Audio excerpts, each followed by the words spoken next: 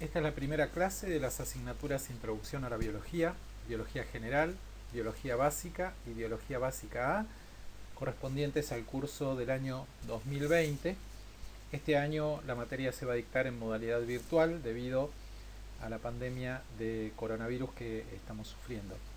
Mi nombre es Sergio Salva, soy el profesor responsable de la materia y tengo a cargo esta primera clase que voy a compartir con ustedes. Decíamos que tenemos que trabajar a distancia por la pandemia de coronavirus.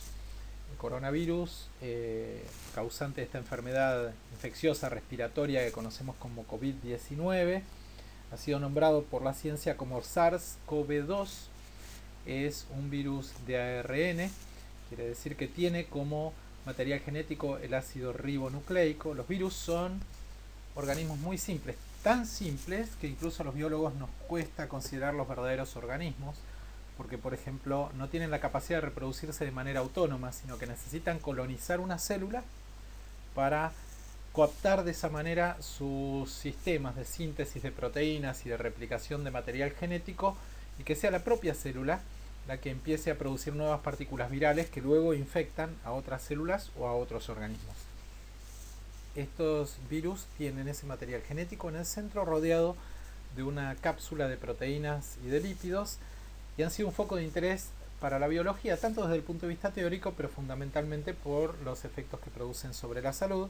Entre las preguntas que se hace la biología está de qué manera los virus son capaces de engañar a los sistemas celulares que les permiten el ingreso a su interior, y también cómo las células responden a la infección viral y cómo el organismo completo es capaz de producir las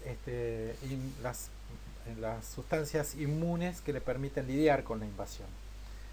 Así, los virus son, por un lado, un foco de atención para la medicina, pero también un foco de atención para la ciencia en la búsqueda de respuestas. Y estas preguntas trascienden la relación entre el virus y las personas y pasan también a tratar de comprender por qué algunas enfermedades aparecen de este modo súbitamente, como ocurre con este COVID-19.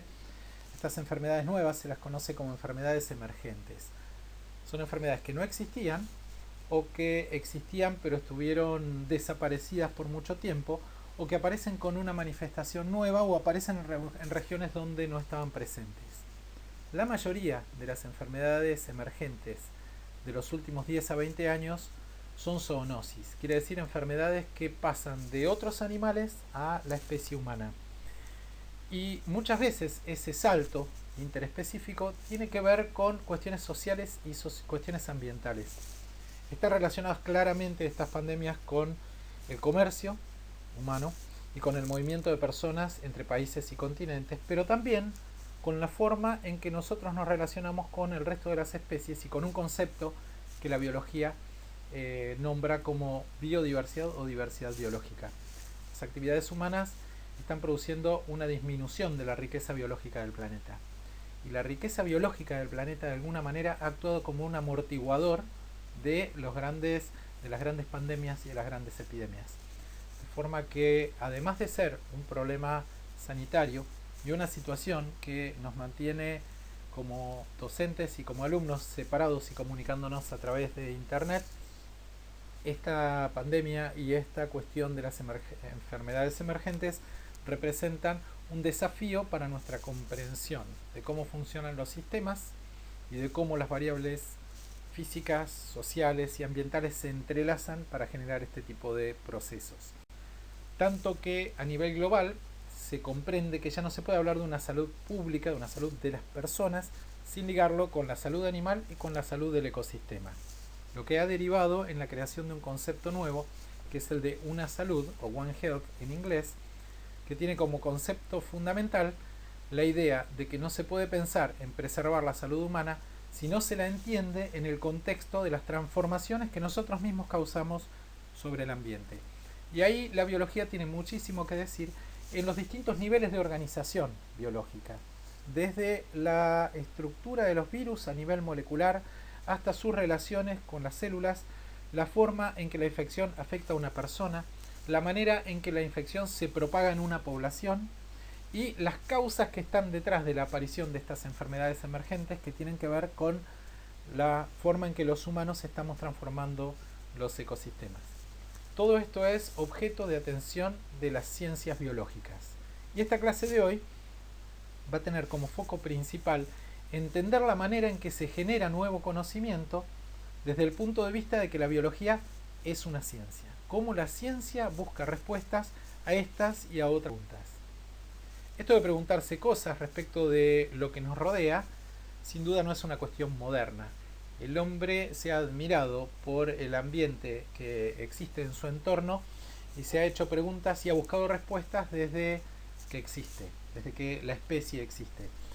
Y podemos pensar, por ejemplo, en el espectáculo de un cielo nocturno lleno de estrellas, que todos hemos visto alguna vez. Podemos ponernos en la mente de nuestros ancestros, mirando el mismo espectáculo que nosotros, maravillándose y tratando de entender qué era lo que veían. Las respuestas son muy variadas y ha habido respuestas que vinieron de la religión, de la mitología y que se han acumulado en la historia de los pueblos.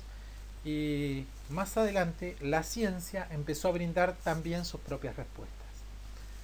Hay una persona en particular, un científico al que me voy a referir ahora, que fue un cosmólogo y un astrónomo norteamericano llamado Carl Sagan. Sagan nació en Estados Unidos en 1934 y murió en el año 1996. Él se hizo famoso no tanto por sus grandes descubrimientos como científico, sus aportes personales a la ciencia, pero sí por su extraordinaria capacidad de transmitir conceptos complejos en términos simples. Y él cuenta una anécdota de cuando era chico. Cuenta que fue a ver a un bibliotecario y pidió un libro sobre las estrellas. Y dice que ese día, leyendo ese libro, descubrió que el Sol era una estrella, pero que estaba tan cerca de la Tierra que se veía muy grande, y que las estrellas eran soles, pero que estaban tan lejos que se veían como pequeños puntitos en el cielo. Dice, ese día comprendí, dice Sagan, la verdadera escala del universo, y esa sensación extraordinaria de la inmensidad me acompaña desde ese día y me va a acompañar para siempre. Sagan lo que hizo fue aplicar las herramientas de la ciencia a la comprensión de lo que lo fascinaba, de lo que estaba viendo. La curiosidad es la misma, las preguntas son las mismas. Ahora, hace 100 años, hace 1000 años, hace 10.000, hace 100.000 años. Lo que es diferente son las herramientas que usamos para tratar de responder esas preguntas. Hay otra persona que también me parece muy interesante, otro científico como divulgador de la ciencia, también como generador de conocimiento. Este es Konrad Lorenz, que ganó un premio Nobel a la medicina y fisiología por sus estudios en etología. Etología es la parte de la biología que se ocupa de entender el comportamiento de los animales. Lorenz se fascinaba por la manera en que los humanos siempre le prestamos atención a la naturaleza. Y él decía, por ejemplo, que algunas de las evidencias de eso estaban grabadas en la roca, en las cavernas donde vivieron nuestros ancestros, en Europa, en América del Norte, en América del Sur. Por todo el mundo encontramos manifestaciones pictóricas y grabados que representan animales. Y él decía, probablemente parte de ese interés por los animales tenía que ver con que los humanos dependíamos de ellos. Y algunos dicen los humanos pintaban bisontes porque creían que si los pintaban los iban a poder cazar, o pintaban antílopes porque entendían que si los pintaban en la próxima estación iba a haber muchos antílopes. Pero Lorenz se atreve a ir un poco más allá y a pensar que existen evidencias suficientes como para pensar que ese interés no era exclusivamente práctico, sino que había algo de curiosidad y de fascinación, de describir lo que veíamos alrededor nuestro y tratar de verlo. Y un tercer científico sobre el que quiero llamar la atención de ustedes ahora es este que está en esta foto, que es Richard Dawkins, que es un científico contemporáneo de todos nosotros, que afortunadamente vive y todavía es muy productivo y escribe cosas muy interesantes. Nació en Kenia, en la ciudad de Nairobi, en el año 1941, pero pasó la mayor parte de su vida en Inglaterra, donde fue hasta hace poquito profesor de la Universidad de Oxford. Él escribió varios libros. Alguno de los libros de Dawkins va a estar incorporado a la biblioteca virtual del Moodle de estas materias, así como otros libros también de Sagan y de Lorenz y de otros autores, que desde ya los estoy invitando a a leerlos no como una condición para el cursado de la materia, sino como una forma de aprender de gente que es muy clara transmitiendo ideas. Este libro de Dawkins, cuya tapa está en la lámina, se llama, como ven, Destejiendo el arco iris. Y él hace referencia en ese libro a nuestra capacidad de entender fenómenos naturales, como por ejemplo el arco iris que se forma en el cielo un día lluvioso. Le debemos el conocimiento a las causas del fenómeno del arco iris a este otro señor, que es Isaac Newton, probablemente el científico más grande que haya habitado este planeta. Newton vivió entre el siglo XVII y siglo XVIII. Newton fue el descubridor de la ley de gravitación universal. Él propuso que los fenómenos que regían el movimiento de los cuerpos en la Tierra no eran exclusivos de la Tierra, sino que eran universales, operaban igual y bajo las mismas leyes en cualquier punto del universo. Pero además hizo aportes a la dinámica de fluidos, a la termodinámica y una enorme cantidad de cosas, incluido este descubrimiento de que la luz blanca, cuando atravesaba un prisma de cristal, se descomponía en una serie de colores. En realidad no fue él el primero en decirlo, ya Francis Bacon en el siglo XIII había descubierto lo mismo, solo que Bacon decía que la aparición de esos colores tenía que ver con el prisma. Era el prisma el que generaba esos colores. Y Newton propuso algo distinto. Dijo, esos colores ya existen en la luz blanca. La luz blanca está formada por una mezcla de luces de distintos colores. Además se atrevió a proponer que la luz estaba formada por cuerpos, por partículas.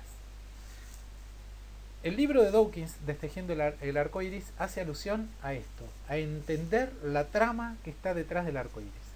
Algunos autores han dicho que cuando Newton mostró que la luz que atravesaba un prisma se descomponía en colores, explicó que el arco iris se formaba cuando la luz atravesaba las gotitas gotas de agua que estaban en la atmósfera, que formaban esa estructura coloreada en el cielo. Y muchos se atrevieron a decir que eso acababa con la magia del arco iris.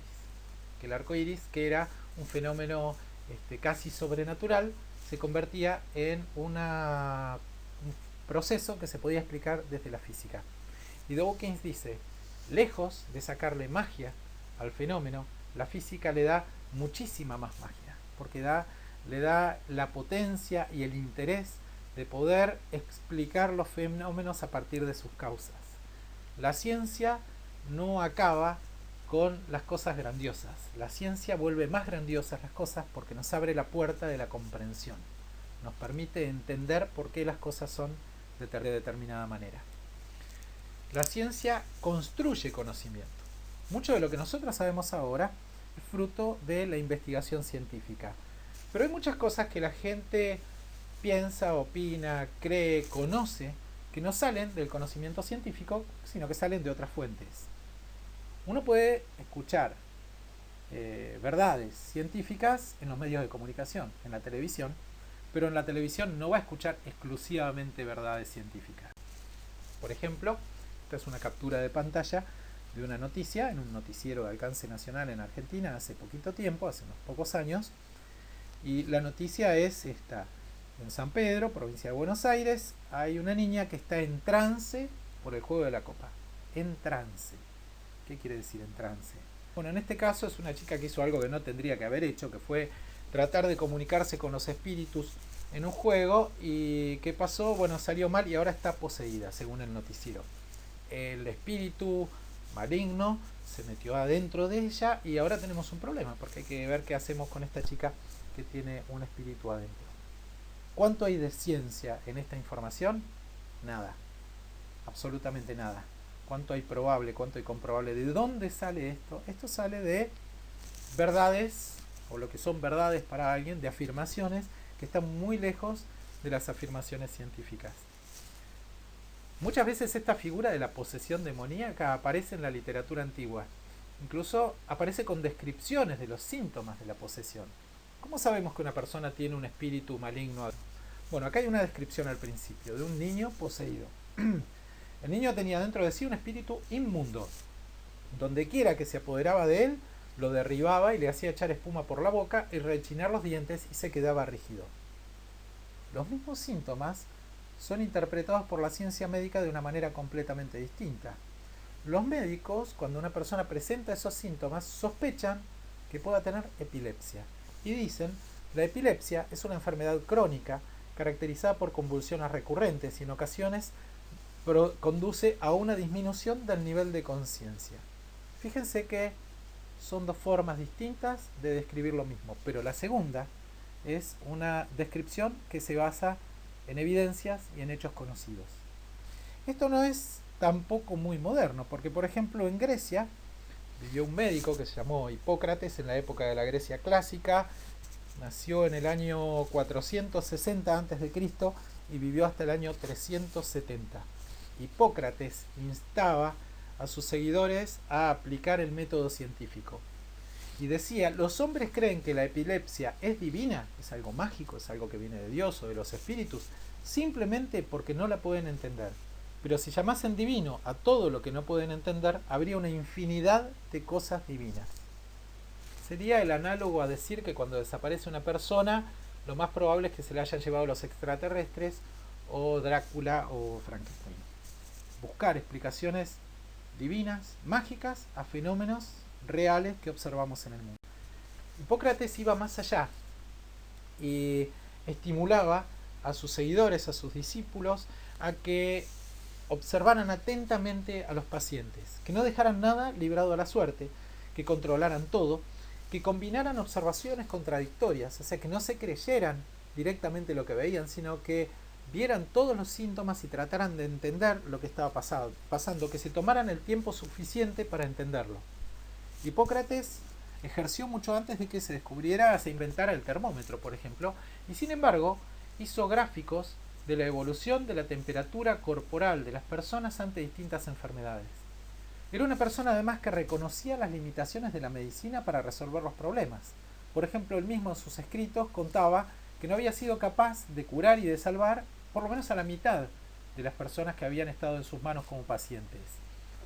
Claro, en ese momento los recursos de la medicina eran extremadamente limitados.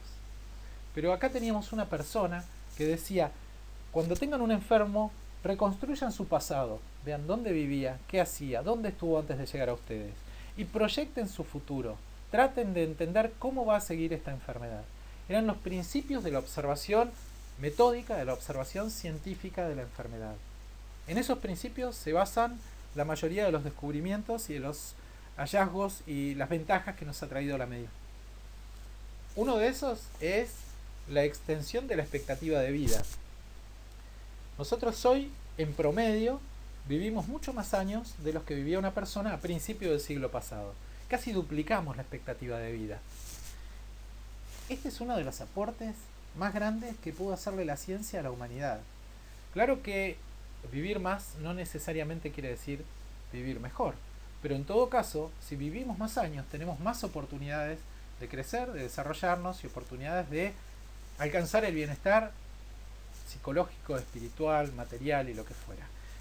Estos años extra son un aporte de la medicina, sobre todo a partir del descubrimiento de los gérmenes, de descubrir que hay organismos microscópicos, piensen esto, organismos que no podemos ver y sin embargo existen y que son capaces de transmitir enfermedades y que hay maneras de minimizar el riesgo de contraer esas enfermedades y que hay maneras de tratar a las personas que son afectadas por esas enfermedades. Estos descubrimientos de la ciencia nos regalaron un aumento en la calidad de vida y en la cantidad de vida, en el número de años que nosotros vivimos. Parece bastante claro y uno diría, la gente debería estar muy agradecida con la medicina, así como está agradecida con los médicos que están tratando ahora a los enfermos de COVID-19. Sin embargo, hay movimientos cada vez más grandes, e incluso en sectores de la sociedad que han tenido la oportunidad de acceder a una educación formal completa, que ven cosas extrañas en la medicina y que desconfían de la medicina. Un ejemplo son los movimientos antivacunas. En todo el mundo se ha generado una especie de... se han generado grupos que rechazan la idea de que vacunar es una buena opción para evitar las complicaciones con distintas enfermedades. Eso está resultando en nuevos brotes de enfermedades que creíamos completamente dominadas, como es el caso del sarampión, una enfermedad que teníamos a raya y que está teniendo brotes en distintos países, incluido el nuestro. ¿Por qué? Porque menos gente se vacuna. Pero acá no es que la gente no se vacuna, en este caso que yo estoy contando, por desidia, porque se olvida, porque no le importa. La gente no se vacuna porque cree que las vacunas no solo no hacen bien, sino que hacen mal. ¿Y en qué evidencias se basan para afirmar eso? En ninguna. Se basan en la opinión de personas que lo dicen, se basan en teorías conspirativas, se basan en lo que se conoce como la posverdad. ¿Qué es la posverdad? La posverdad son mentiras con amplia difusión, mentiras con buena prensa, mentiras que aparecen en los medios masivos de comunicación, mentiras que están en la boca de alguna persona que es reconocida por algún motivo, pero que no se apoyan en ninguna evidencia. La ciencia quiere evidencias. La pseudociencia y estas nuevas teorías de posverdad no requieren ninguna evidencia. Se basan en la idea de alguien y en el impulso que les da la plata. Otro ejemplo de pseudociencia es la astrología. La astrología toma conceptos y vocabulario científico, habla de las mayorías, habla de frecuencias de aparición de distintas características, relaciona lo que le pasa a una persona o la propensión de una persona a ser de una manera u otra con la posición de los astros en el firmamento, pero no pone a prueba sus principios. No hay una demostración de los hechos de la astrología. ¿Por qué? Porque no es una ciencia, es un conocimiento no científico. Entonces, por ejemplo, yo podría mirar mi horóscopo del año 2020, yo soy del signo de Libra, y podría haberlo visto en noviembre o en diciembre y decir, bueno, vamos a ver cómo va el año que viene, con el nuevo cursado de biología y con el resto de las obligaciones que voy a tener, y luego ahí en mi vida personal, que este año me rige Venus, lo cual parece que es muy bueno, porque dice que es agradable saber que no voy a tener que soportar ningún periodo negativo. O sea, empezamos medio raro. Cuando Venus se encuentra en tu signo a mediados de marzo, se ampliarán tus horizontes. Será un periodo particularmente bueno para salir de tu casa, viajar y conocer el mundo. Bueno, listo. Es justo lo que estoy haciendo ahora, igual que todos ustedes.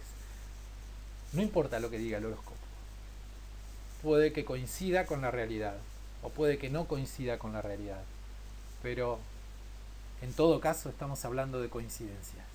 Estamos hablando de que algo se parece o no se parece, pero no estamos hablando de la capacidad de interpretar un fenómeno a partir de las causas que lo producen. No estamos hablando de la objetividad en la búsqueda de las causas de los fenómenos que observamos. Otro campo fecundo para la pseudociencia es el que tiene que ver con las construcciones monumentales del pasado. Por ejemplo, las pirámides de Egipto. ¿Quién construyó las pirámides de Egipto? Bueno, los historiadores nos dicen, ¿quién va a ser? Los egipcios. No solo la construyeron ellos, sino que dejaron evidencias de cómo lo hicieron, con qué materiales y usando qué técnicas. Hay grabados, como el que está en esta diapositiva, que ilustran el trabajo de enormes cantidades de personas organizadas en grupos, coordinados para mover piedras de ciertas dimensiones, con ciertas técnicas de un lugar a otro. Sin embargo, la pseudociencia tiene explicaciones alternativas, y una de las preferidas de los pseudocientíficos es la intervención de alguna civilización extraterrestre. Las pirámides las construyeron los extraterrestres. ¿De dónde sale esa información? Y bueno, son demasiado grandes, es imposible que alguien haya hecho eso hace miles de años, en determinado lugar, otra civilización. De alguna manera también hay una especie de prejuicio de solo nuestra civilización occidental y moderna es capaz de hacer grandes cosas, y en el pasado otras civilizaciones en otros lugares del mundo, ni que hablar en África como sería este caso, difícilmente pudieran hacer semejante cosa. No hay ningún argumento objetivo en esa propuesta. Eso es pseudociencia. La pseudociencia siempre está dispuesta a ofrecer un atajo que calme nuestra ansiedad frente a la incertidumbre. La ciencia no enseña a creer, la ciencia enseña a dudar. Y la duda no es cómoda para la mayoría de las personas. Muchas personas prefieren una respuesta definitiva que una respuesta probabilística. ¿Se va a curar o no se va a curar? Bueno, hay un 80% de probabilidades de que se cure. No quiero un porcentaje, quiero una certeza. Si viene alguien y le dice, ponga este papelito con la imagen de un extraterrestre arriba de la mesa de luz y se va a curar, porque eso ocurrió en las civilizaciones anteriores, eso calma la ansiedad. Y la pseudociencia y la superstición nos ofrecen remedios para achicar nuestra ansiedad, pero nosotros sabemos hasta dónde llega. Este señor se llamó Edward Avey, vivió en Estados Unidos entre el año 1927 y 1989, de profesión era guardaparques. Trabajó para el sistema de parques nacionales de Estados Unidos también como vigía de incendios, pero se dedicó a escribir también. Escribía fundamentalmente sobre la relación entre la sociedad norteamericana, el consumo y la naturaleza. Y escribió libros muy interesantes respecto de eso. Acá en esta foto está practicando tiro al blanco con un televisor. No le gustaba la sociedad de consumo. Pero escribió una frase que a mí me parece genial. Él dijo, la creencia en lo sobrenatural refleja un fracaso de la imaginación. Piensen en esta frase. En general, si alguien dice las pirámides los construyeron los extraterrestres, uno dice, uy, qué imaginación que tiene esta persona. Eso para Avey es el fracaso de la imaginación. Es echar mano a cualquier explicación ridícula en vez de buscar las causas, de esforzarse, de trabajar, de perseverar, de persistir en la búsqueda de las causas de los fenómenos. Entender por qué se forma el arco iris en una lluvia desde el punto de vista de la física. Entender que la luz blanca no es luz blanca nada más, que ahí adentro hay luces de muchos colores y que además la luz es el flujo de partículas. Ese es el triunfo de la imaginación. Es el triunfo de la curiosidad educada y encauzada hacia la búsqueda de explicaciones. Para Avey, creer en lo sobrenatural no es un detalle de gran imaginación, es el fracaso de la imaginación. Este otro señor que está acá se llamó Thomas Huxley, un biólogo inglés que vivió durante el siglo XIX, muy conocido por sus fuertes defensas de la teoría de Charles Darwin de la evolución por selección natural. Y él dijo algo muy interesante. Él dijo, la ciencia no es algo demasiado sofisticado. No es algo que existe gracias al trabajo o al descubrimiento de un sabio. La ciencia es sentido común. La ciencia es tratar de entender lo que veo y entenderlo en función de las evidencias que el fenómeno me está mostrando. Él dice, la ciencia entrena ese sentido común y lo organiza, pero no deja de ser sentido común. El problema es que muchas veces nuestros sentidos, el resto de los sentidos, no el sentido común, lo que vemos, lo que oímos, lo que sentimos, van en una dirección compleja. Nosotros somos sujetos, no somos máquinas que miden la temperatura o la velocidad o la luminosidad de un fenómeno. Cuando nosotros observamos la naturaleza, lo observamos a través de nuestra experiencia, nuestro conocimiento, nuestras sensaciones, nuestro estado de ánimo. Y entonces hay un conflicto entre la búsqueda de objetividad de la ciencia y nuestras propias subjetividades. Así hay muchísimas explicaciones históricas para fenómenos que uno no termina de entender. Y uno bastante común en la literatura es la lluvia de animales. Se dice que además de llover agua en forma de gotas, lo que todos llamamos una lluvia, de vez en cuando en algunos lugares del mundo se producen lluvias de sapos, de peces, de ratones, de ratas, incluso de animales más grandes, lo cual ya pasa a ser peligroso, por si nos cae arriba, no sé, un hipopótamo, por ejemplo. Existen las lluvias de sapos, existen las lluvias de peces. Algunos intentan dar explicaciones y dicen, bueno, si se forma una tromba, uno de esos remolinos que se forman en la superficie del mar, que levantan parte de agua y con el agua suben algunos pequeños peces, y la tromba después llega a la costa y los peces caen en las calles de una ciudad, eso podría pasar, pero eso no es una lluvia.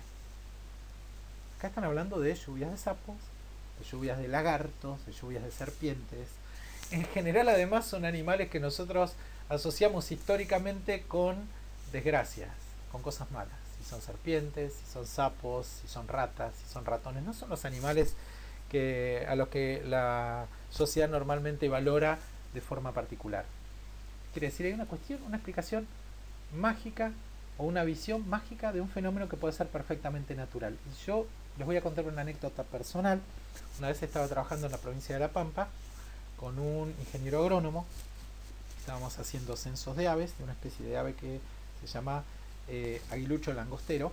Es una especie migratoria, estaba teniendo un problema de conservación y estábamos trabajando en la provincia de La Pampa, en el campo. Terminamos el día de trabajo, había sido un día de mucho calor en el verano, y llegó una tormenta eléctrica muy fuerte, un cambio en el viento, un viento muy intenso y muchísima lluvia. Y teníamos que viajar en una camioneta hasta la ciudad, hasta la terminal de ómnibus, donde yo me iba a tomar un colectivo para volver a mi casa. En el viaje la lluvia era tan intensa y la noche era tan cerrada que era muy difícil ver el contexto de la camioneta, excepto por las luces que proyectaban los faros delanteros. Y sobre la ruta lo que empezamos a ver fue una enorme cantidad de sapos. El sapo común, que es el que está en los jardines de todos nosotros, que el nombre científico es Rhinella arenarum. Eran juveniles de sapo, eran animales que medían entre 3 y 5 centímetros. Y eran millones, les aseguro que eran millones, que saltaban en la ruta, donde además caían gotas muy grandes, y las gotas caían y salpicaban, y los sapos saltaban, y mi compañero me dijo, están lloviendo sapos. Yo pensé que lo decía de una manera simbólica, porque había muchos sapos en la ruta, y le digo, uy, sí, parece. Me dice, no, están lloviendo sapos, ¿no ves? Y la verdad, si yo hubiera en ese momento grabado esa escena, muchos hubieran creído que era una lluvia de sapos, porque la poca luz, los saltos de los animales, las salpicaduras del agua, daban para pensar que era eso. Yo le dije, no es una lluvia de sapos, los sapos no llueven. ¿Cómo puede haber sapos en el cielo para que estén lloviendo ahora? Y él insistía con lo que estaba viendo. Pero está delante tuyo, me decía, lo tenés que ver, están lloviendo sapos. Y entonces yo le dije, no, en realidad estos son juveniles de sapos, y cuando hay lluvia, estos animales migran, y se mueven de a miles, y están cruzando la ruta.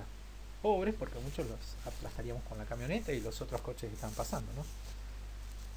Y él insistía con la lluvia de sapos, y teníamos entonces dos explicaciones para lo que estábamos viendo. Los dos estábamos mirando lo mismo, pero para él llovían sapos y para mí no llovían sapos, simplemente cruzaban la ruta. ¿Cómo hacemos para resolver esa cuestión? Entonces, el entrenamiento científico, ¿a qué nos lleva? A pensar en las consecuencias de una y de otra hipótesis. Su hipótesis es llueven sapos. Mi hipótesis es los sapos simplemente están cruzando la ruta.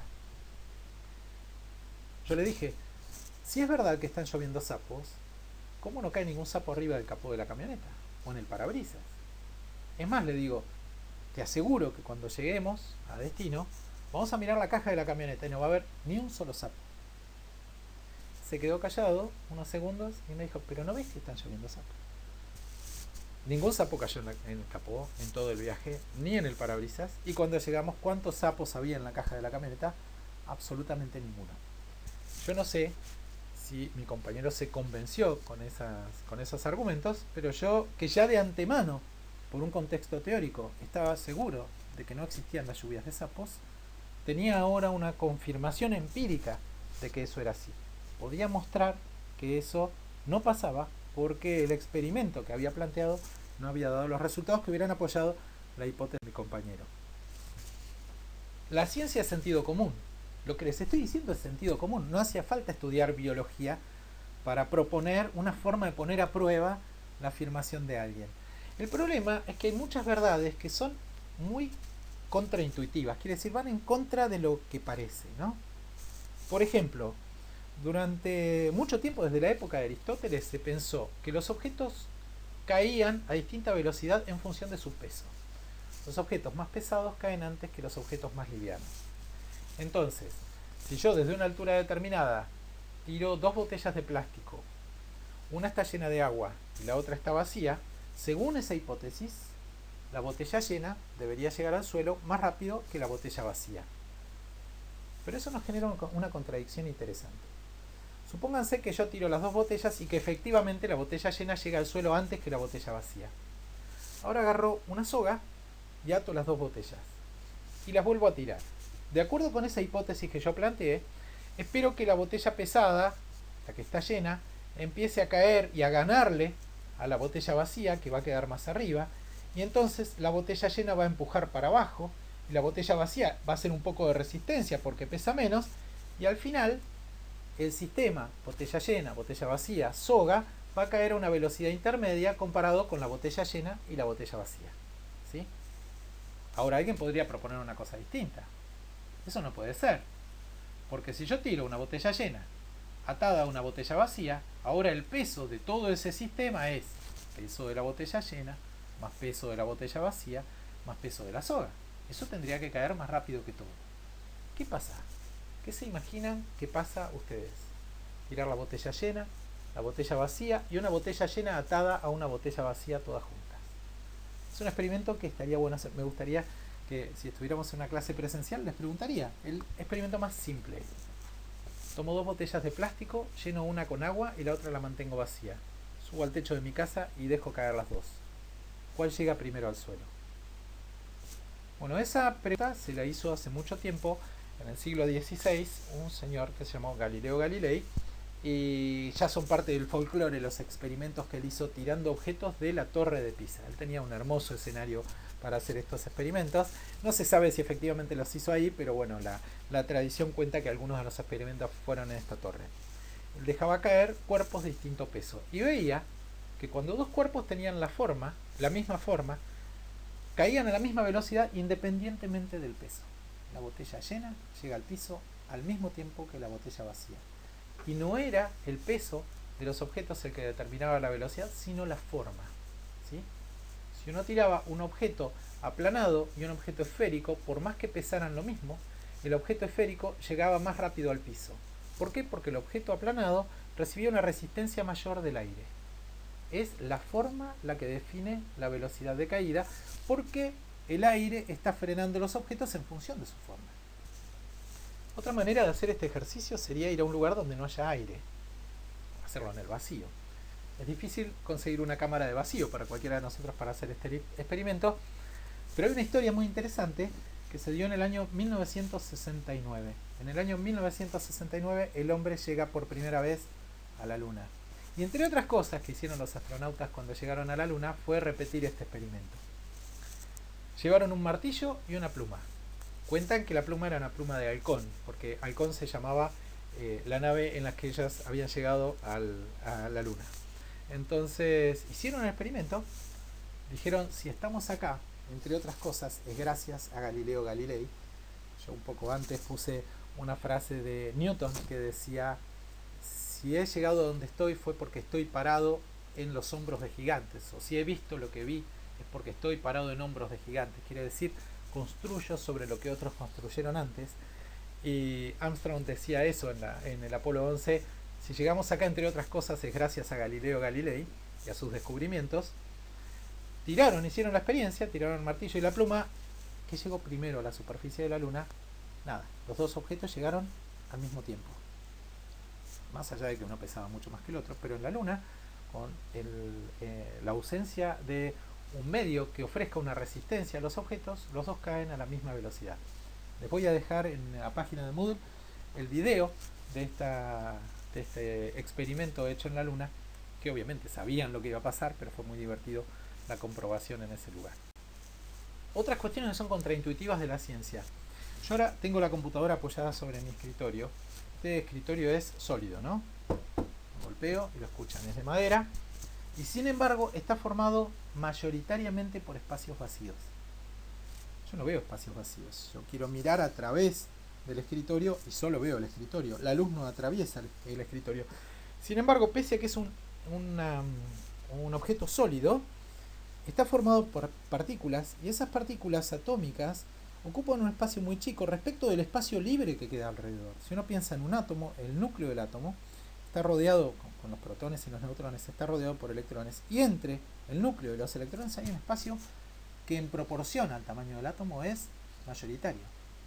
Este mueble, las paredes de mi casa y todo lo que estoy viendo como elementos sólidos en realidad están formados fundamentalmente por espacios vacíos. Difícil de creer. La luz está formada por partículas. son partículas, son elementos físicos, no es energía, son partículas que se mueven. Una molécula simple, como el ácido desoxirribonucleico, que ocupa una porción muy pequeña dentro de una célula, pero no dentro de una célula, dentro de cada uno de los miles de millones de células que forman mi organismo. Cada una de esas moléculas tiene toda la información necesaria para ser otro ser idéntico a mí. La información genética para formar una persona o un tigre de Bengala o un ratón o una palmera se acumula en una molécula pequeña. Los humanos y el resto de las especies, el tigre de Bengala, el ratón y la palmera, descendemos de organismos preexistentes. Es más, todos compartimos un ancestro común. Es muy difícil para el pensamiento común y para el sentido común pensar que estas afirmaciones son ciertas.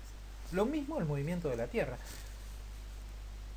Todo lo que alcanza mi vista ahora está quieto. Yo soy el único objeto móvil ahora dentro de esta habitación donde estoy grabando la clase. Y sin embargo todo está en movimiento.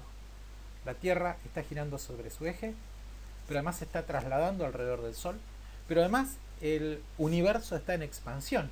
Y además no son movimientos sutiles. La Tierra se está moviendo a una velocidad que es mayor a la velocidad de una bala de un fusil.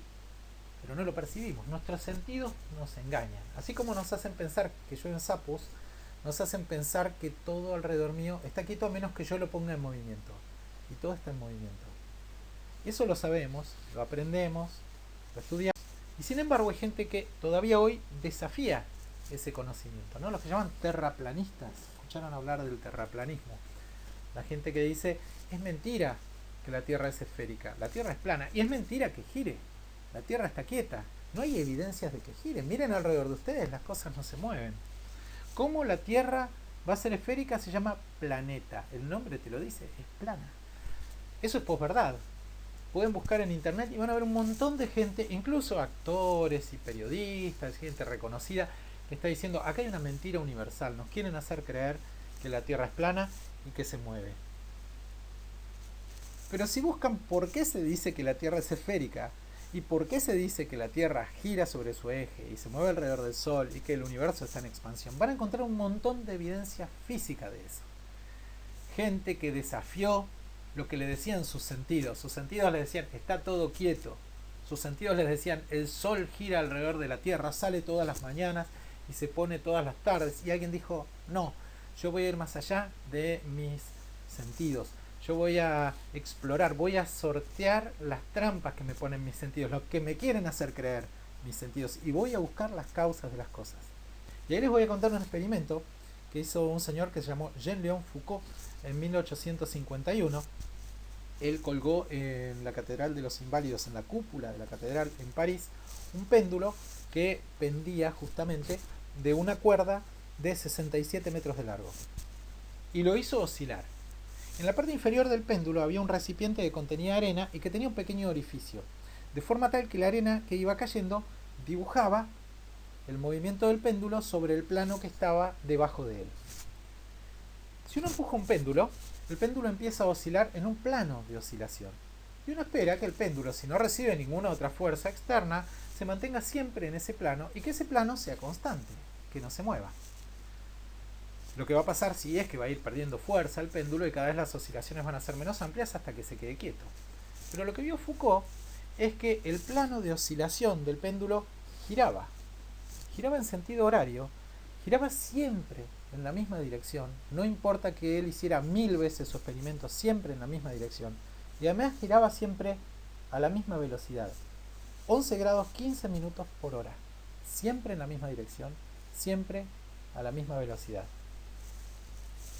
La pregunta era, ¿por qué gira el plano de oscilación del péndulo? ¿Por qué? Porque nuestros sentidos nos hacían pensar que el que giraba era el plano de oscilación del péndulo. El plano de oscilación del péndulo no gira. Lo que gira, ¿qué es? Es la Tierra. La Tierra estaba rotando y Foucault estaba mostrando con un péndulo, un recipiente de arena y una soga de 67 metros la rotación de la Tierra. Y estas sí son evidencias, ¿sí? Estos son hechos apoyados en evidencias. Los ríos fluyen más rápido a igual pendiente y a igual caudal. Los ríos que corren de oeste a este fluyen más rápido que los ríos que corren de este a oeste. ¿Por qué? Por la rotación de la Tierra. Porque a la velocidad de movimiento del agua se le suma la velocidad que genera el giro de la Tierra. Esto es conocimiento basado en evidencias. Esto es lo que buscamos en la biología y en cualquier disciplina científica. No la opinión de alguien, no la sensación de alguien, sino los hechos demostrados a partir de experimentos o de observación. La ciencia, al final, es una forma de pensar. Los experimentos, las observaciones, son herramientas. Las preguntas son herramientas. Pero la ciencia es una forma de mirar el universo. Trata de ser objetiva, como decíamos. Y además, no se aferra a sus hipótesis, o no debería, porque ahora vamos a hablar de algunas desviaciones de la ciencia, pero no estoy hablando de la ciencia como el ideal. Estoy hablando de una construcción humana. Es tan humana como cualquier otra cosa y como tal tiene un montón de limitaciones y de desviaciones. Pero si hay una hipótesis que no concuerda con los hechos, ninguna hipótesis puede ser más fuerte que los hechos. Ninguna opinión, ninguna cosa que alguien haya dicho o haya escrito, sea quien sea el que lo dijo o lo escribió, es más fuerte que un experimento bien planificado y bien desarrollado. Y además tenemos que entender que ningún conocimiento científico es permanente. Puede ser que sea más o menos estable, pero siempre el conocimiento se va afinando y perfeccionando. Tenemos que entender que el conocimiento es provisional. Las evidencias modifican la forma en que entendemos los fenómenos. Piensen ahora, con la pandemia de COVID-19, cada día escuchamos que los especialistas nos dicen algo distinto. Y muchas veces es contradictorio respecto de lo que nos habían dicho 24 o 48 horas antes. ¿Eso qué quiere decir? ¿Que la ciencia dice cualquier cosa? ¿Que no es capaz de sostener lo que afirma? No, es que la ciencia pone en tela de juicio sus propios descubrimientos. Y que a medida que se acumula más evidencia, las hipótesis, las teorías, las explicaciones van cambiando, se van consolidando, pero también se van poniendo, se van descartando. La ciencia es objetiva, pero no deja de estar teñida por un montón de otros componentes de la sociedad, cuestiones políticas, sociales, económicas, que muchas veces hacen que los descubrimientos en realidad no reflejen hechos, sino que reflejen prejuicios, por ejemplo. Había una disciplina hasta el siglo XIX que se llamaba craneología. Se entendía que el órgano del pensamiento era el cerebro y que el tamaño y la forma del cerebro definían qué tan inteligentes éramos, y que además el tamaño y la forma del cerebro determinaban el tamaño y la forma del cráneo, o viceversa. Según el tamaño de mi cráneo, yo era más o menos inteligente. Según la forma de mi cráneo, yo era más o menos inteligente. Y entonces eso servía para poder saber qué tan inteligente era una persona, pero además servía, desde la visión de esta disciplina, que por supuesto fue descartada por la propia ciencia, para apoyar otras ideas de la sociedad. Estas imágenes y esa afirmación de arriba salen de un trabajo de un antropólogo que se llamó Hermann Schaffhausen, que lo publicó en una revista científica, no era en un noticiero, era una revista científica en el año 1868, y él decía: el cráneo masculino es más avanzado que el femenino, del mismo modo que los cráneos europeos son más avanzados que los de otras razas. Más avanzado. Que diga más grande, puede ser. En promedio, una raza puede tener el cráneo más grande que otra. Más avanzado tiene un juicio de valor. Acá hay un juicio de valor. Eso no es ciencia. En todo caso, es una opinión política. Y además es una opinión política sexista y racista. Esto no es ciencia, pese a que esté escrito en una revista científica. Este señor, de nuevo, Richard Dawkins, el biólogo que les conté, nacido en Nairobi, en el Reino Unido en ese momento, en 1941, Richard Dawkins cuenta una anécdota que tiene que ver con la provisionalidad del conocimiento científico, y dice que cuando él estaba en Oxford, había un profesor del departamento de zoología que era una personalidad de la ciencia, una persona muy reconocida, que entre otras cosas afirmaba la inexistencia del aparato de Golgi. El aparato de Golgi es parte de las estructuras intracelulares de síntesis y empaquetamiento de biomoléculas, que vamos a ver en detalle dentro de 2 semanas. Él decía: en realidad eso que ustedes ven al microscopio es un artefacto de la técnica, o sea, aparece por cómo están procesando las muestras, pero no existe. Y dice Richard Dawkins que una vez llegó un biólogo norteamericano a la Universidad de Oxford a dar una conferencia y que en esa conferencia demostró con pruebas muy fuertes que el aparato de Golgi sí existía. Y cuenta que este profesor, que había estado manteniendo lo contrario durante mucho tiempo y estaba en la audiencia, se paró, cruzó la sala, le dio la mano y le dijo: muchas gracias por hacerme notar que estuve equivocado 15 años. Lo malo no es estar equivocado, lo malo es no darse cuenta. Y la ciencia tiene que reconocer, porque si no, no es ciencia, que puede estar equivocada. La ciencia tiene que reconocer que su conocimiento es provisional. Si la ciencia cree que ya descubrió todo, entonces no es ciencia y le podemos poner el nombre que ustedes quieran. Pero en el ideal, quizá esta imagen de este científico sea ideal en ese sentido, vale más la evidencia que cualquier teoría, por bonita que sea o por importantes que sean las personas que la sostienen. Y hay un ejemplo clásico de eso. Este señor que está acá, ustedes probablemente lo conocen, es Aristóteles. Aristóteles también, uno de los grandes genios de la historia de la humanidad. Si lo viera un craniólogo diría: y mirá la cabeza que tenía, una cabeza bastante grande. Aristóteles se considera el padre de la lógica y de la biología. Vivió entre el 384 a.C. y el 322 a.C.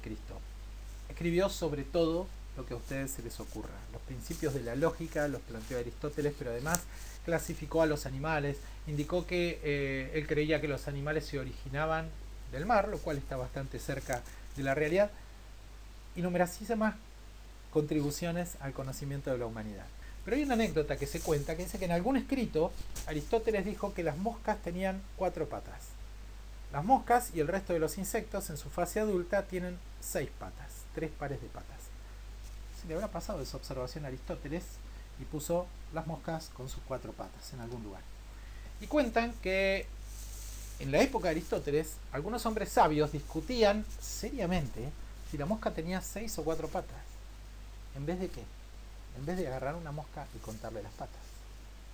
Sí, era como mi discusión de si llovían o no llovían sapos, en vez de mirar si estaban cayendo sapos arriba de la camioneta. No hay nada más fuerte que un experimento. Y alguien respecto de esta historia retoma esta idea, pensando, esa idea iba en contra de la noción del propio Aristóteles, ¿no? Que él decía: el conocimiento que estamos construyendo es un conocimiento basado en las preguntas, no en las certezas. Él decía: el ignorante afirma, el sabio duda y reflexiona. El que está completamente seguro, en general lo que está demostrando es su inseguridad o su falta de conocimiento. Giordano Bruno, que fue un astrónomo, filósofo, religioso, poeta, de quien vamos a hablar un poquito más adelante en la próxima diapositiva, decía: si Aristóteles, con lo importante que era Aristóteles, si Aristóteles sostuvo en una de sus obras que la mosca tiene 4 patas y yo veo posarse una mosca sobre este papel en el que escribo, le cuento las patas y encuentro que tiene 6, esa experiencia tan tangible, no dictada por el prestigio del sabio griego, me parece más fiable, me parece más confiable. Por lo tanto, estoy dispuesto a sostener firmemente que la mosca tiene 6 patas, independientemente de lo que haya dicho Aristóteles. La ciencia es esto, es contar, es medir, es sumar, es comprender a partir de lo que vemos, de lo que medimos. Siempre cuidándonos de las trampas de nuestros sentidos, siempre cuidándonos de los espejismos que se generan a partir de nuestra capacidad de interpretar la realidad que nos rodea.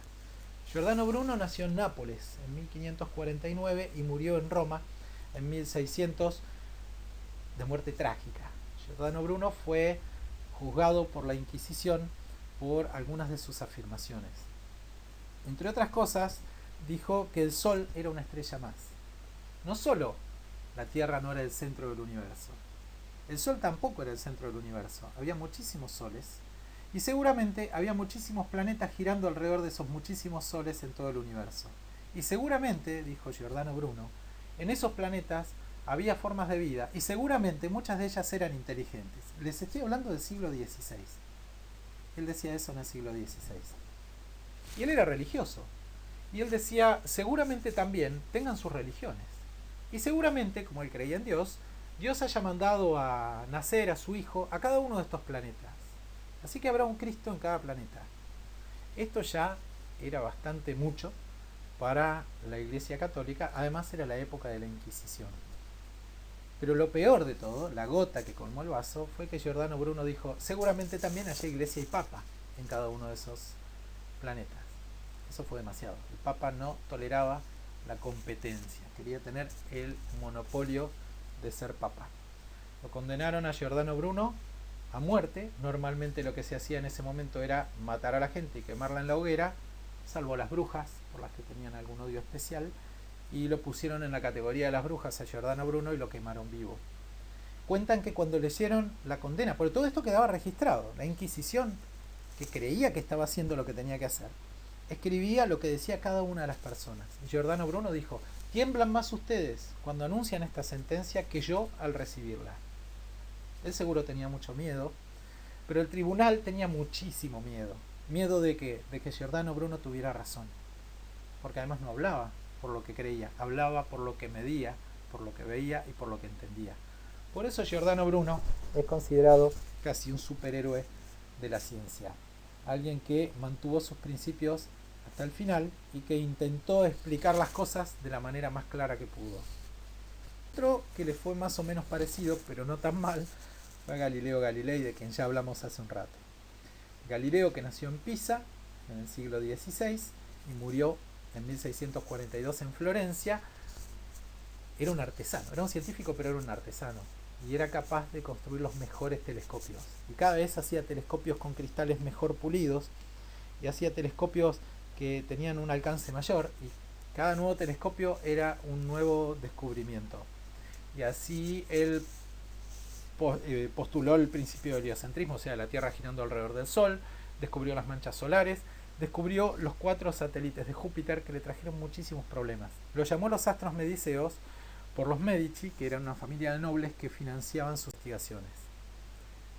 Resulta que cuando Galileo descubre los astros mediceos, los 4 satélites de Júpiter que se llaman Io, Europa, Ganímedes y Calisto, ve además que giran. Él ve que son satélites, que son equivalentes a la Luna respecto de la Tierra. Giran alrededor de Júpiter. Y él publica todos sus descubrimientos, los escribe, porque de hecho, esa es una de las componentes de la ciencia. La ciencia se comunica. La ciencia no es para el científico, la ciencia es para la humanidad, para la sociedad. Él lo publica. Y eso entra en contradicción muy fuerte con la Iglesia, porque en esa época la astrología y la Iglesia estaban muy cerca. Y la lectura de los astros era la interpretación. La lectura de los astros y la interpretación de los textos sagrados iban muy juntas. Y los astros se leían en función de su movimiento.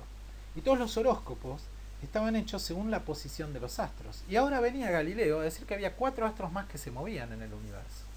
Y entonces Martin Horkey, que fue el fiscal de ese juicio, porque se lo juzgaba a Galileo, él se defendía y se lo juzgaba, Horkey dijo, los astrólogos han hecho sus horóscopos teniendo en cuenta todo lo que se mueve en el cielo, todo. No se puede descubrir nada nuevo, es todo. Por lo tanto, los astros mediceos no sirven para nada, porque si no sirvieron para predecir el futuro a través de los horóscopos, ¿para qué sirven? Y Dios no crea cosas inútiles. En consecuencia, estos astros no pueden existir. Horkey rechaza la idea de la existencia de los 4 satélites de Júpiter simplemente porque los horóscopos que se habían escrito en el pasado no los habían tenido en cuenta. Y si no lo tenían en cuenta y los horóscopos eran algo infalible, quería decir que no existían. Vean la diferencia entre ciencia y pseudociencia. Galileo afirmando que algo existe porque lo ve repetidas veces, lo mide, lo modela, sabe cuál es la velocidad con que se mueven esos cuerpos, cuánto tiempo tardan en dar vueltas alrededor del planeta Júpiter, etc. Y Horkey diciendo, no existen, ¿por qué no? A Galileo lo condenan a muerte también, pero le dan la posibilidad de retractarse. Y Galileo se tiene que retractar leyendo un texto en el que dice, he sido proclamado por el Santo Oficio como fuertemente sospechoso de herejía, o sea, de haber sostenido y creído que el Sol se halla en el centro de la Tierra inmóvil y que la Tierra no es el centro y se mueve. Por tanto, deseoso de apartar de la mente de vuestras eminencias y la de todo fiel cristiano, esa sospecha vehemente, justamente concebida contra mí, con todo mi corazón y fe sincera, abjuro, maldigo y detesto los predichos errores y herejías, y en general todo otro error, herejía y secta contrarios de modo alguno a la Santa Iglesia, y juro que en adelante no diré ni aseguraré verbalmente o por escrito la dicha falsa doctrina. Lo obligaron a decir que todo lo que había dicho era mentira, y él lo que decía era lo que veía. Lo obligaron a decir que no había visto lo que había visto. Y cuenta la tradición que cuando Galileo se retiraba de la sala, había sido juzgado, dijo en voz baja una frase breve, que es Eppur si muove. Eppur si muove. Eppur si muove quiere decir y sin embargo se mueve. Pueden decir lo que quieran, me pueden obligar a decir lo que quieran, pero la Tierra se mueve. La Tierra gira alrededor del Sol. Un día lo van a saber, porque eso es un hecho, no es mi opinión. No está escrito, no lo digo porque está escrito en algún lado, porque alguien lo soñó, o porque alguien se le apareció en el medio de la noche y se lo dijo. Está medido, está comprobado. La Tierra se mueve. Esta frase Pur si mueve es como un símbolo de la persistencia, del esfuerzo, de la razón por sobre los fanatismos, de la perseverancia en la búsqueda de la verdad pese a estas presiones externas. Eso es el alma de la ciencia. Ahora la ciencia, como decíamos, también tiene en la actualidad sus propias amenazas. Y una de las amenazas es la amenaza de las fuerzas externas que la orientan en una o en otra dirección. Ejemplo, discusiones científicas respecto del cambio climático global. 90% de los científicos afirman que el clima está cambiando como consecuencia de las emisiones de dióxido de carbono. Menos del 10% de los científicos dicen que en realidad no es la emisión de dióxido de carbono la que cambia el clima. Las opiniones de este segundo grupo están lejos de ser completamente inocentes. Si uno ve quiénes financian esos grupos de investigación. La ciencia no es completamente objetiva ni siquiera hoy, pero además hay todo un mercado de la ciencia. De a poco la ciencia se ha convertido en una disciplina que depende de tecnologías altamente sofisticadas, lo cual no es un problema en sí mismo, porque hay disciplinas científicas que sí o sí requieren ciertas tecnologías, ¿no? La astronomía necesita telescopios particulares, los que trabajan con partículas subatómicas necesitan aceleradores de partículas. El problema es cuando crece la sofisticación de la tecnología y se abandona el pensamiento autónomo. Se usan herramientas complejas para formar mentes simples. Y cuando se comete el error de creer que la calidad de la ciencia depende de la complejidad de las herramientas que se usan para ejercerla. Se puede hacer buena ciencia con herramientas simples y se puede hacer mala ciencia con herramientas complejas.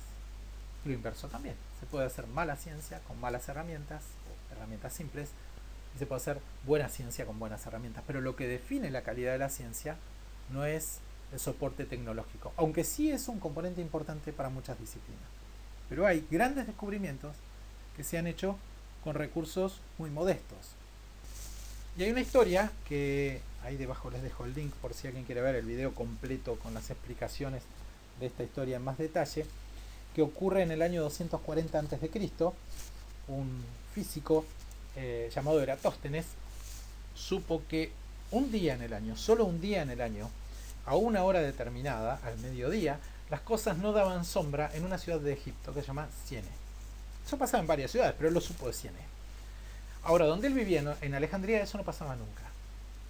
¿Por qué no daba sombra un objeto en Ciene en ese momento, a esa hora y ese día del año? Porque el sol estaba perfectamente perpendicular al plano de la Tierra, y entonces, a la tangente de la circunferencia, y entonces en ese momento un objeto vertical no daba sombra. Y entonces se le ocurrió aprovechar ese fenómeno. Primero, claramente Eratóstenes se dio cuenta de que eso quería decir que la Tierra no era plana y era esférica. Pero después aprovechó esa situación y dijo, voy a poner dos palitos de la misma longitud, clavados de manera perfectamente perpendicular, uno en Alejandría y uno en Ciene, y voy a medir la longitud de la sombra del palito en Alejandría en el momento en que el palito que está en Ciene no produce sombra. Además voy a necesitar saber cuál es la distancia entre Alejandría y Siene. En ese momento las distancias no se calculaban con un GPS o a partir de Google Earth. Se medían caminando. Había que recorrer las distancias para medirlas. Y eso hicieron, no lo habrá hecho Eratóstenes, lo habrá hecho algún ayudante. Midieron esa distancia, conociendo la distancia y conociendo estos datos del largo de la sombra en Alejandría, por un cálculo trigonométrico, calculó el diámetro de la Tierra. Eratóstenes concluyó que la Tierra era una esfera, que tenía 40.000 kilómetros de circunferencia, pasados a unidades actuales. En esa época lo medían en estadios, por ejemplo, ¿no? Y que por lo tanto tenía unos 12.000 kilómetros de diámetro. Hoy las mediciones hechas con los aparatos más sofisticados dan 40.067 kilómetros para el perímetro de la Tierra en el Ecuador. Quiere decir que Eratóstenes se equivocó por 67 kilómetros. Tiene un error prácticamente despreciable, bajísimo. ¿Cómo midió la Tierra? Con 2 palitos y un ayudante que recorrió la distancia entre Siene y Alejandría.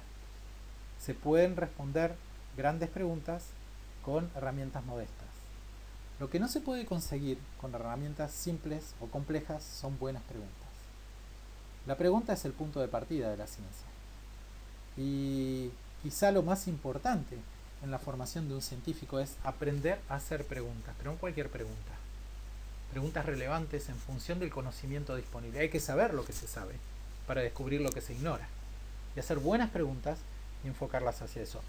En el entrenamiento en esta materia, en el cursado de esta materia, uno de los objetivos principales es estimular el pensamiento crítico. Que ustedes asistan a una clase, o lean un capítulo del libro, o miren un documental de manera completamente crítica. Ninguno de ustedes empieza a aprender de cero. Tienen conocimientos previos y van a ir acumulando información.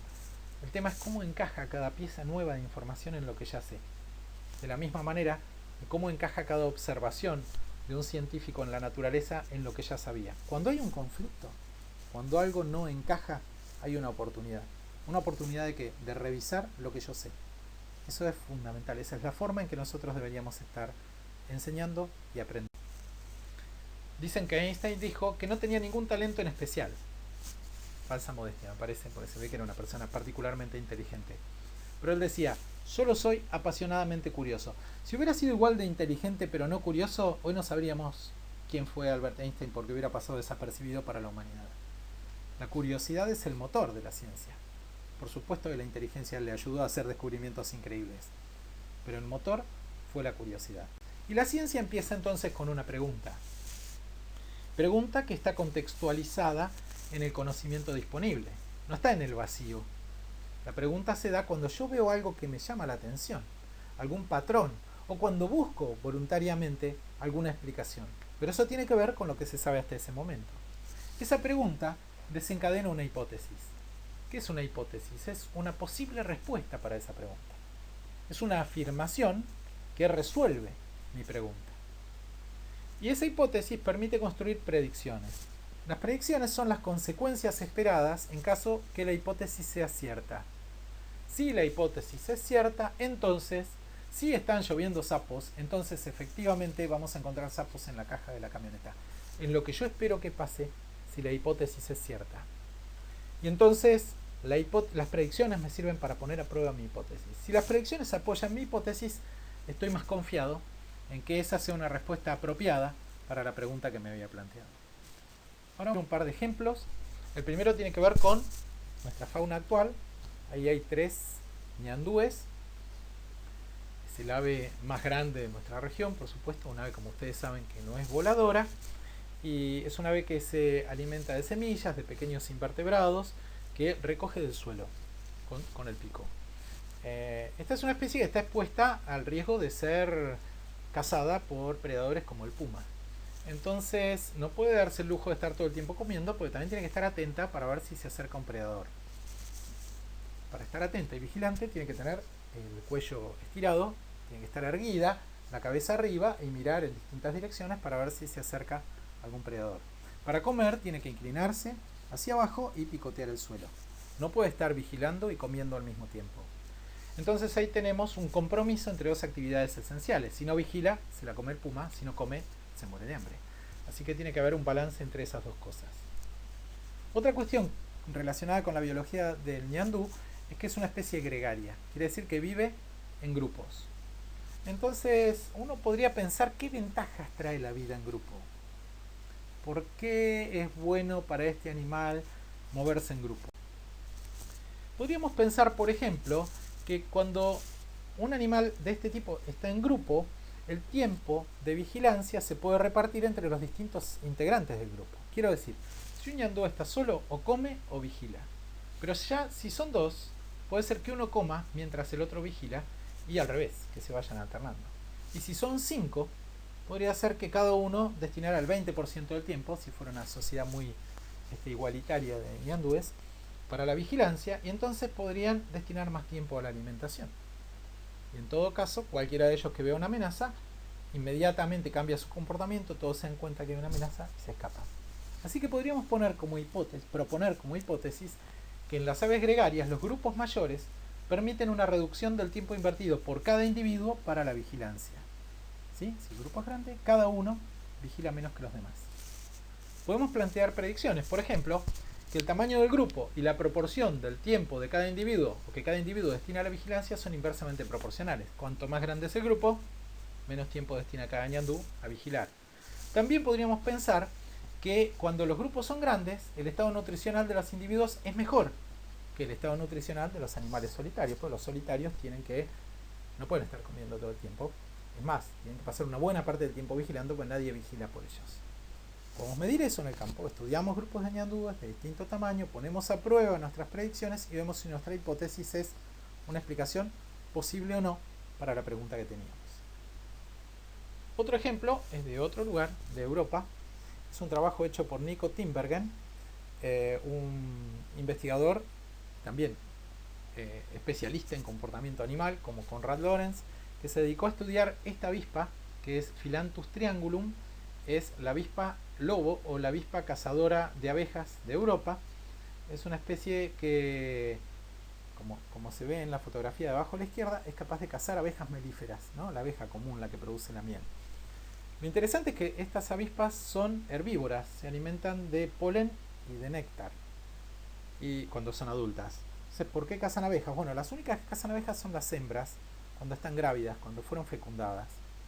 En realidad lo que hacen es, como muestra la foto de arriba a la izquierda, es cavar una galería subterránea, un pequeño túnel en la arena, y empezar a cazar abejas, que van poniendo en ese túnel. Ponen 4 o 5 abejas, después ponen un huevo.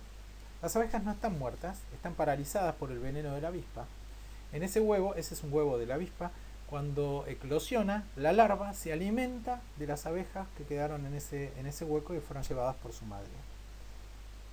Tinbergen observaba el fenómeno de las avispas en una playa, había muchísimas avispas, cada una tenía su cueva, y él se preguntaba cómo hace una avispa para volver a su cueva.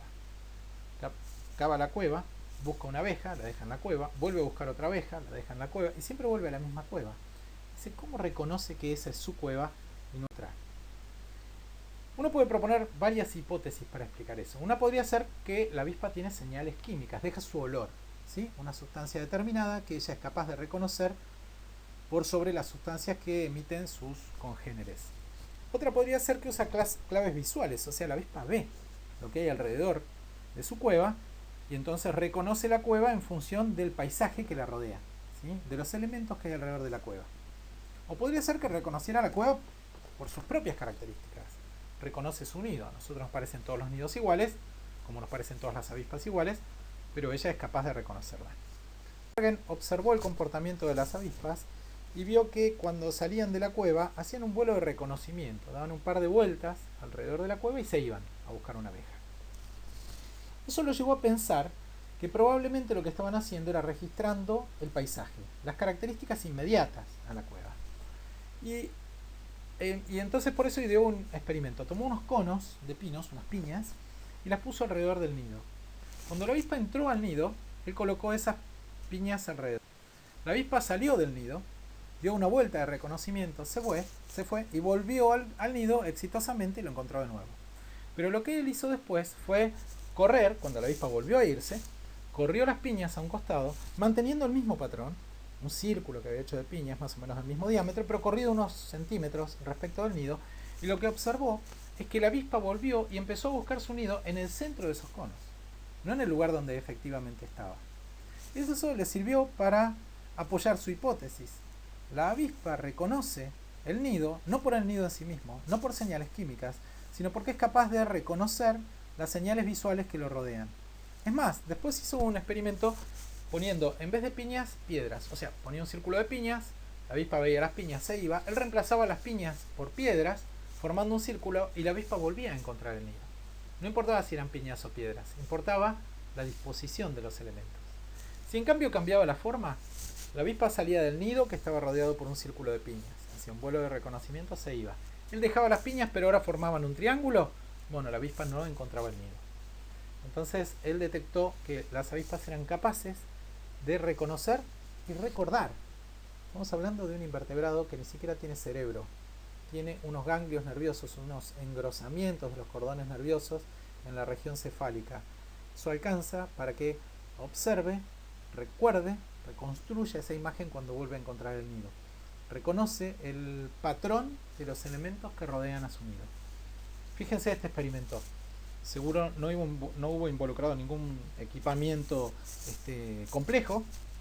Tinbergen habrá usado una libreta, un puñado de piedras y un puñado de piñas.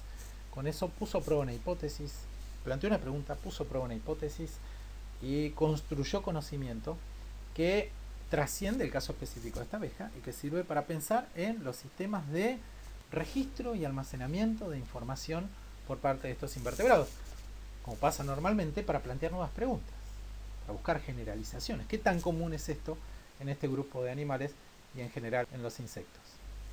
Para terminar, quería que pensáramos en la siguiente pregunta. ¿La ciencia es algo para quienes hacemos ciencia? ¿La ciencia es algo para los científicos? Claro, los resultados de la ciencia los recibe toda la sociedad, ¿no? Por ejemplo, en forma de medicinas, tecnología general, sistemas de comunicaciones, pero hacer ciencia es solo para los científicos. La ciencia es demasiado importante para que quede solamente en el ámbito de los científicos. Mirar el mundo con un criterio objetivo, buscando la explicación de los fenómenos, poniendo en duda lo que nos dicen y lo que nos comunican y tratando de averiguar cuál es la evidencia detrás de eso, es un valor para toda la sociedad.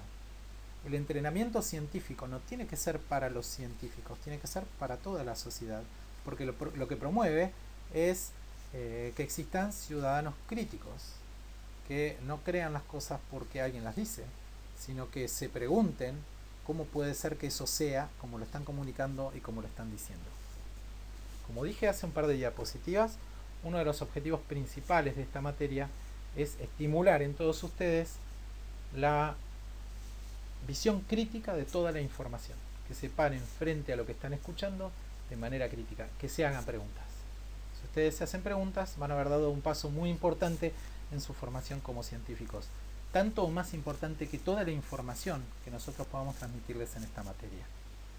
Para terminar, les comento que voy a subir al aula de Moodle varios libros en la biblioteca virtual, entre ellos dos autores que nombré ahora, de Lorenz, un libro del 49 que se llama Hablaba con las bestias, los peces y los pájaros, y uno de Carl Sagan de 1995, El mundo y sus demonios. Dos libros muy lindos de leer, son libros de divulgación científica.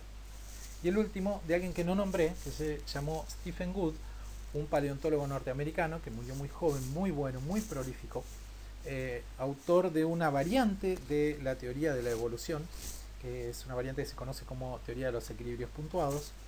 Y este libro se llama La falsa medida del hombre, y habla justamente de esto, de ciencia y de sociedad, de cómo los humanos usamos la ciencia y cómo las cosas a veces se hacen bien y a veces se hacen mal.